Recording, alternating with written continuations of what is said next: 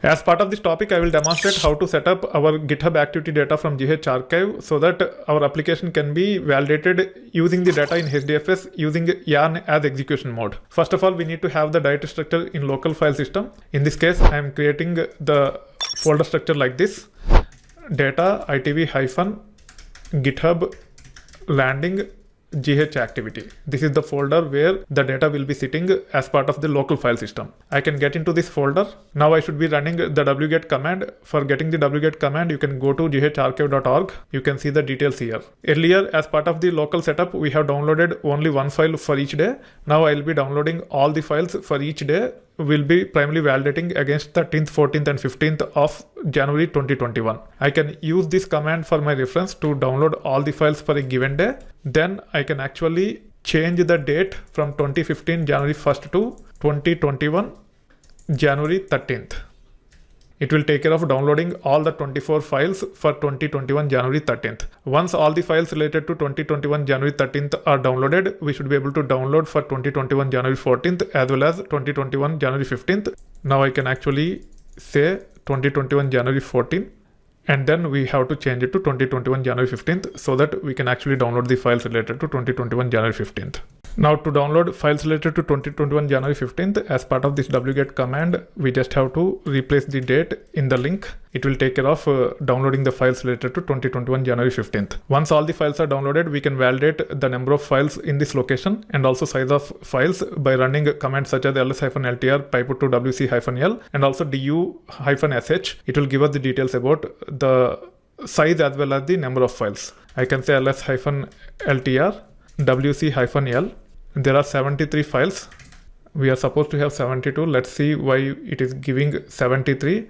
Including this, it is giving 73. We have actually 72 files only. Now you can say du-sh dot. You can see that we have 4.3 gigabytes of data in this location. The files are downloaded to local file system. Now we have to copy to the HDFS. First, we need to have the user space for our landing dataset in HDFS. Then we have to copy the files. To create the user space, you can actually use the command hdfs dfs -mkdir /user /user /itv-github then landing, then GH activity. I also need to have -p so that all the folders will be created without throwing any error. It will take care of creating the complete folder structure. You can validate by running hdfs dfs -ls on this. The folder is there, but there are no files in this location. Now I can say hdfs dfs -put all the files from the current location to this target location.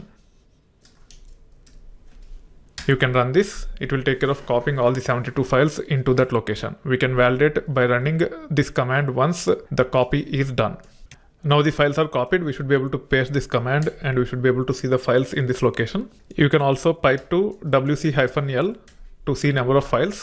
You can see 73. The reason why you are seeing 73 could be because there might be one additional entry at the beginning. Let me actually scroll down. Because of this entry, it is actually showing 73. Actually, we have only 72 in this location. You can also run hdfs dfs -du-s-h and pass this location to confirm the size of the location. It should be 4.3 gigabytes. You can see it is 4.2. It might be round off error, but you can see all the files copied to this location. As we are done with setting up the dataset, now it is time for us to validate our application against this location. The target folder will be user training itv github raw, and there will be GH activity folder in it, and we will be seeing subfolders based upon the logic using which we have partitioned the data. Let's get into those details to validate our application against this location and see whether the data is transformed and copied as expected or not.